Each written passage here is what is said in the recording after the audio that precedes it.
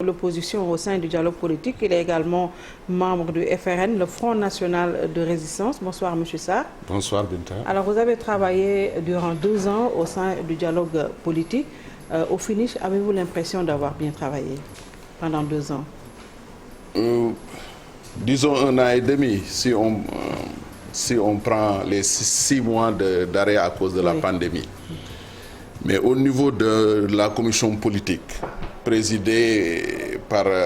était présidée par Feu Mamadou Niang et maintenant par le professeur Kanté, je pense que nous avons bien travaillé pour le Sénégal, surtout quand on va exploiter les résultats de l'audit du fichier et de l'évaluation du processus et les autres accords qui ont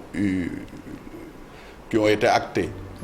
Par exemple, l'élection, le changement de mode d'élection des maires, de communes. Vous avez eu combien d'accords, de consensus et de désaccords au sein du dialogue? Avant l'audit et l'évaluation, dans le rapport qui a été envoyé au président de la République, il y avait 27 accords et 2 désaccords. Après, on a mis en suspens 6 points. L'organisme chargé de l'organisation des élections, le bulletin unique, le parrainage à l'élection présidentielle, la caution, les articles L31 et L32 et le rôle et la place de la justice dans le processus électoral. On avait même commencé à discuter et comme on allait avoir des désaccords, Feu Général Niang nous a dit que c'est des points qui concernent l'évaluation du processus et l'audit. Il faut attendre pour ne pas acter le désaccord. Effectivement, l'audit et l'évaluation du fichier, l'audit du fichier et l'évaluation du processus ont déposé les missions ont déposé leur rapport. Par exemple, pour l'audit, il y a eu 32 recommandations. Pour l'évaluation du processus, 105 recommandations. Et ces recommandations de l'audit et de l'évaluation du processus ont donné 55 recommandations devraient impacter le code électoral. Et finalement, quand on a discuté, il n'y a que sur 18 recommandations qu'on a pu trouver des accords. Les désaccords sur des points importants, c'est l'organisme pour l'organisme indépendant pour l'organisation des élections, sur le bulletin unique, sur le parrainage à l'élection présidentielle, sur la caution, sur les articles L31 et L32 et sur le rôle et la place de la justice. Sur tous ces points, ces points... Ce qui a fait que beaucoup de gens ont commencé d'ailleurs à critiquer pour dire tout ça pour ça, il n'y a pas eu de consensus. Et je précise, c'est important, Binta, parce que sur ces points, on a discuté. Entre partis politiques, on allait avoir des accords. On a dit c'est partisan.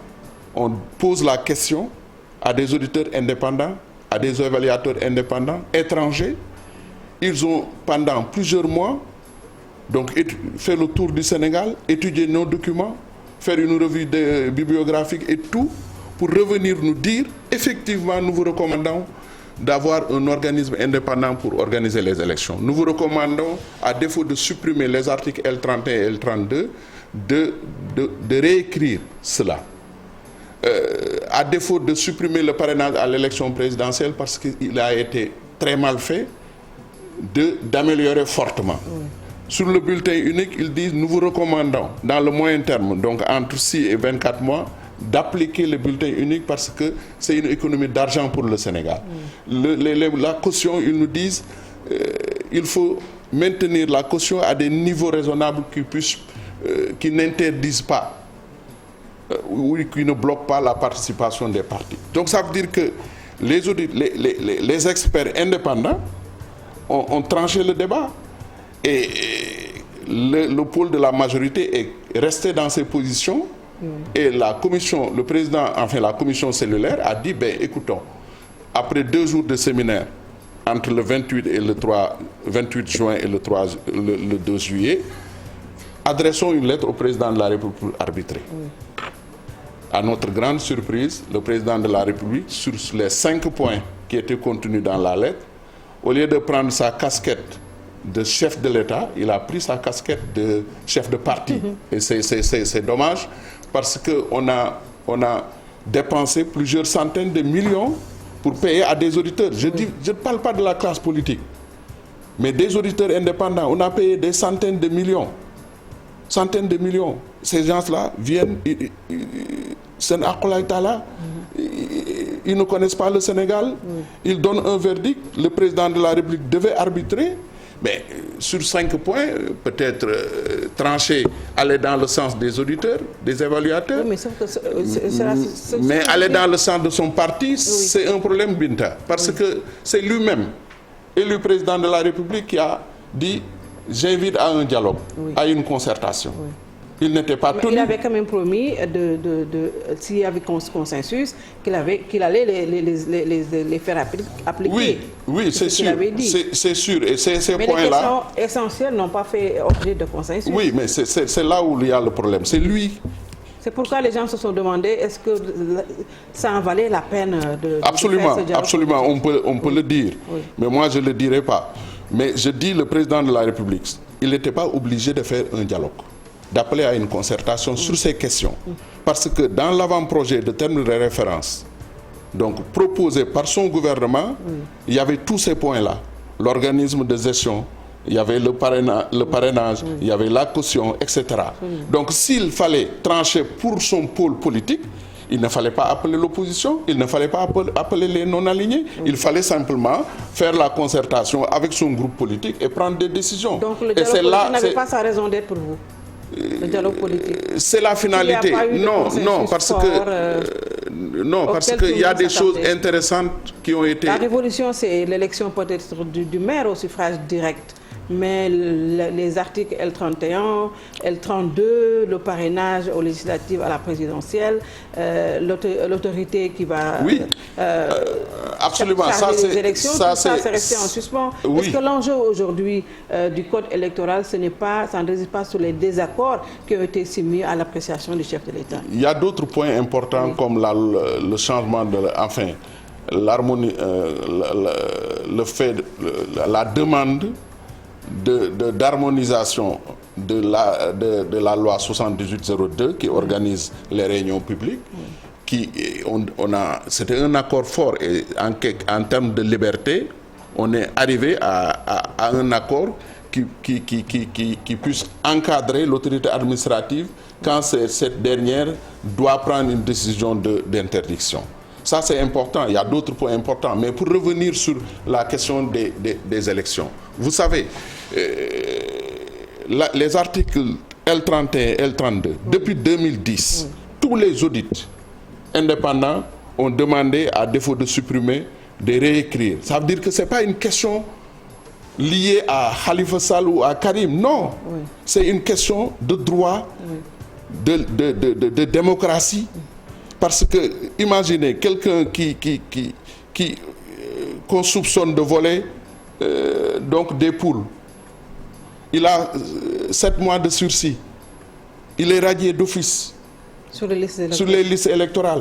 C'est un problème. Ce n'est pas un problème de Khalifa ou de Karim. Eux, ils veulent que les gens politisent les deux articles. Alors que 2010 déjà, il n'y avait pas Khalifa Sall, il n'y avait pas Karim Wade. 2018, il n'y avait pas Khalifa Sall, il n'y avait pas Karim Wade. Donc c'est des questions de technique de droit. Là où on a parlé de politique dans le dialogue, ça fait partie des accords. Les 27 points d'accord où on a dit... C'était un accord que la commission politique, dans le cadre de la décrispation de l'espace politique, le dialogue politique recommande, et y compris le pôle de la majorité, recommande au président de la République de régler le problème de la circulaire de l'arrêté Ousmane Ngom, de l'article 80 du Code pénal, et de restituer à Khalifa Sall et à Karim Wade le droit civil et politique. Ça, c'est un accord en termes de recommandation faite au président de la République. Et là... Et c'est dans le projet de code? Non, ce n'est pas dans le projet de code, c'est dans les accords du dialogue politique. Et le président avait dit... Mais c'était soumis à l'appréciation du président. Non, ça c'est un accord, ça ne fait pas partie des points. Je veux dire que là où c'est politique, ce point-là fait partie des 27 points d'accord. Oui. Et le président avait dit, s'il y a accord, je les applique. Et c'est pourquoi je lance un appel pour dire que si on veut parler de politique par rapport à Khalifa Sall et à Karim Wade, c'est là où le président doit aller trouver les accords pour les appliquer. Mais sur les questions les articles L30 et L32, c'est que ces articles-là ne sont pas conformes avec notre Constitution. Ces articles ne sont pas conformes avec les standards internationaux. Et ça, ce n'est pas les dires des partis politiques, c'est les dires de tous les évaluateurs et auditeurs indépendants qui ont regardé le Sénégal depuis 2010. Parce qu'il y a un problème de permanence. C'est-à-dire qu'une autre personne que le juge donne une peine complémentaire. Il y a la permanence de la suppression des droits civils et politiques de personnes. Il y a la permanence de la peine. Alors que dans le code de procédure pénale, article 720, on dit que quand seul le juge peut donner une peine complémentaire. Et si un juge doit prendre les droits civils et politiques d'une personne, le greffier en chef le met dans le procès verbal et envoyé à l'autorité en charge des listes électorales. Ça veut dire qu'aujourd'hui, le code électoral est en train d'être au-dessus de notre Constitution, au-dessus et ce qui n'est pas normal. Et ça, ce n'est pas une question politique, c'est une question technique de droit et de démocratie. Oui. Sur la caution également, sur le bulletin unique, il n'y a pas eu d'accord. Oui, les auditeurs nous ont dit dans tous les... Aussi au local, il n'y a pas de parrainage. Ça aussi, absolument, ça c'est un accord. Oui. Et dans le nouveau code, on a effectivement tous les articles qui étaient concernés par le parrainage aux élections locales, on a enlevé. On a gardé pour les candidatures indépendantes la situation ex-ante, c'est-à-dire la situation d'avant la généralisation du parrainage, en disant que on a fait revenir la liste d'électeurs appuyant les candidatures indépendantes. Oui. Cette fois-ci, en diminuant. Au lieu on a généralisé les 2%, par exemple, au niveau départemental, quand il s'agit d'élections départementales législatives, 2%, et 1% dans la moitié donc des communes constituant le département. Oui. Et au niveau communal, au lieu de 5% qui était dans la loi, on l'a fixé à 2%. Ça veut dire qu'on demande à ces candidatures indépendantes-là d'aller trouver des électeurs qui puissent appuyer leur candidature. Ils n'ont plus besoin maintenant d'être dans une coalition ou dans un autre parti pour pouvoir... Non, ça c'est la nouvelle constitution a réglé cette question pour généraliser la candidature donc des indépendants. Et sur la caution le aussi, bulletin unique. Vous aviez proposé 5 millions pour les communales et 5 millions pour les départementales. Mais s'il n'y a pas de parrainage, il faut trouver un filtre quand même, 10 millions. Oui, sur la caution, on avait discuté parce que les auditeurs ont proposé, enfin ont recommandé que les montants de les cautions ne soient pas à des niveaux qui puissent bloquer la participation des acteurs. Et nous, quand on a discuté... Il faut quand même un filtre. D'accord. Oui. Et on est tombé d'accord sur le principe de la caution. À combien? Mais on a dit on encadre même cette fois-ci le ministère chargé des élections en disant, en fixant un maximum. Oui. Pour l'élection présidentielle, 30 millions, le maximum. Pour les élections législatives, 20 millions. Et pour les élections locales, l'opposition et les non-alignés ont proposé 10 millions, 5 millions élections locales, 5 millions. La majorité a proposé, imaginez-vous, 20 millions. Oui, ça veut dire que 40 millions plus que même le maximum de l'élection présidentielle. Pour éviter la pléthore de listes qu'on avait. Non, c'était pour faire effectivement un blocage, pour créer un désaccord. Oui. C'est-à-dire, on ne peut pas dire l'élection présidentielle, le maximum c'est 30 millions. L'élection locale, tu dis, c'est 20 millions. Donc c'était surtout que, au niveau du code électoral, les conditions de remboursement sont corsées. C'est-à-dire que quand tu vas à une élection, par exemple, municipale, une élection locale, pour que ta caution soit remboursée, il faut avoir au moins pour ta liste nationale, au moins un conseiller municipal dans toutes les communes du Sénégal. Ça veut dire que quelqu'un qui... Ça, c'est quand même... c'est un filtre. Parce que ça peut être un argument qui peut décourager un Massamba qui voulait simplement, pour faire du buzz, aller déposer, etc. Donc, mais ce que nous regrettons, à la fin du dialogue politique, on avait l'impression que le pôle de la majorité a dit on avait trop d'accords avec l'opposition et les non-alignés. Maintenant, sur tous les points, quelle que soit leur importance, il faut marquer un désaccord. Et ça ne fait pas sérieux.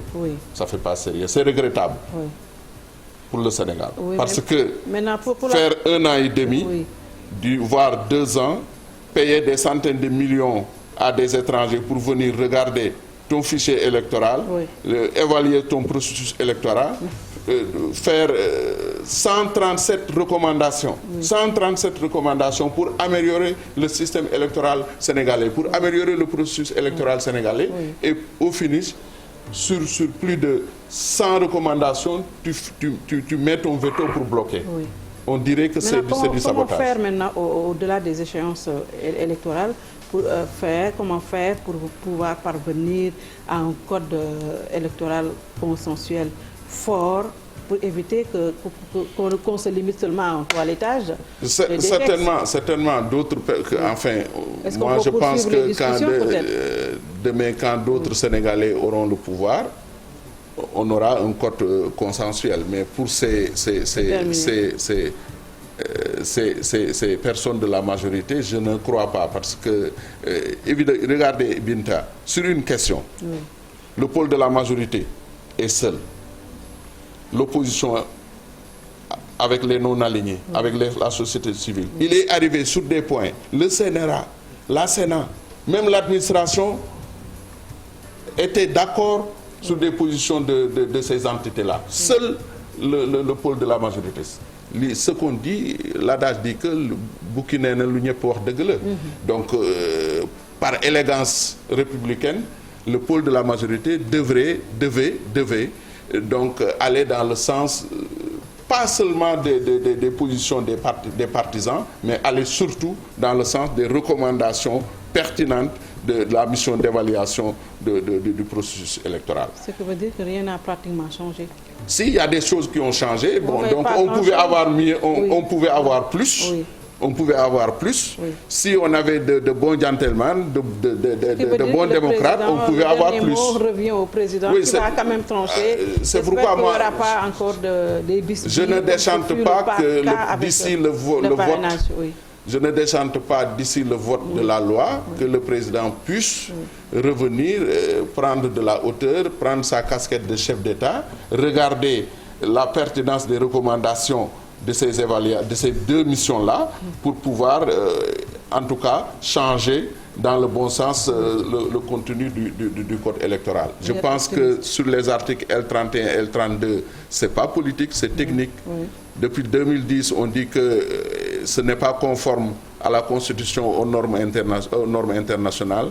Le bulletin unique, c'est pratiquement dans toute l'Afrique de l'Ouest. Ça permet d'économiser de l'argent. L'autorité indépendante. Voilà, ça permet de ne plus... Les questions essentielles n'ont pas été... Regardez, Abdou Diouf avant de partir, donc, un ministère de l'Intérieur avec un général à la retraite. Abdoulaye Wade a fait la même chose. Abdoulaye Wade ensuite a fait un ministère des élections différent du ministère de l'Intérieur. Macky Sall devait faire plus, et il doit faire plus que Abdou Diouf et Abdoulaye Wade vu son âge. Donc nous pensons que d'ici le vote de la loi à l'Assemblée, qu'il y aura un sursaut de démocrates, de républicains, pour qu'effectivement on puisse revenir, couper la pomme en deux, prendre au niveau de l'arbitrage, ne serait-ce que pour respecter ces personnalités de la commission cellulaire qui ont laissé leur travail pendant 1 an et demi et véritablement sans qu'on les paye. Hein? ces professeurs d'université, professeur Babacar Kanté, professeur Sall, le doyen Majib Ndiaye, feu Mamadou Nia, que la terre soit légère, qu'on l'accueille au paradis. Ils ont travaillé pour le Sénégal. Ils ont dirigé, conduit les discussions en main de maître. Ils ont poussé à ce qu'on choisisse des meilleurs évaluateurs au niveau international. Ces évaluateurs-là, très pertinents, très professionnels, très compétents, ont fait des recommandations, 105 recommandations. J'appelle au président de la République. J'appelle le président de la République à prendre de la hauteur d'ici la fin, d'ici le vote de la loi, pour effectivement discuter avec les parlementaires pour qu'on puisse un peu encore avoir des accords qui soient effectivement intégrés dans ce code électoral. Et ça, c'est pour l'intérêt du Sénégal, c'est pour apaiser. C'est lui qui parlait de climat de décrispation. Je pense qu'il a la possibilité, par la grande porte, véritablement, par exemple, sur les articles L31 et L32, sur l'organisme devant charger de l'organisme indépendant pour gérer les élections. C'est deux choses importantes. Sur le bulletin unique. Sur ces trois points-là, le président... La caution même, on pouvait. Mais sur le bulletin unique, l'organisme de gestion, les articles L31 et L32, ça, c'est pas politique. C'est l'intérêt du Sénégal. Maintenant, la politique... Il verra dans la recommandation forte qu'est-ce qu'il peut faire. S'il peut effectivement remettre les droits de Khalifa Sall et de Karim Wade, c'est mieux, c'est très bien. Bon, la politique continue. Mais et pour les élections sans contestation aussi. Absolument. Il faut que le président puisse faire aussi des concessions. Merci. Et rester cohérent. Le président, c'est lui, il n'était pas obligé de convoquer la concertation. Il a convoqué la concertation. Ce n'est pas pour aller faire de l'arbitrage pour son côté politique. Merci beaucoup, Salou Sarr. Merci, Binta. Vous avez été le plénipotentiaire de l'opposition dans le dialogue politique. Également, vous êtes membre du Front national de résistance. Merci d'avoir suivi. Bien, bonsoir.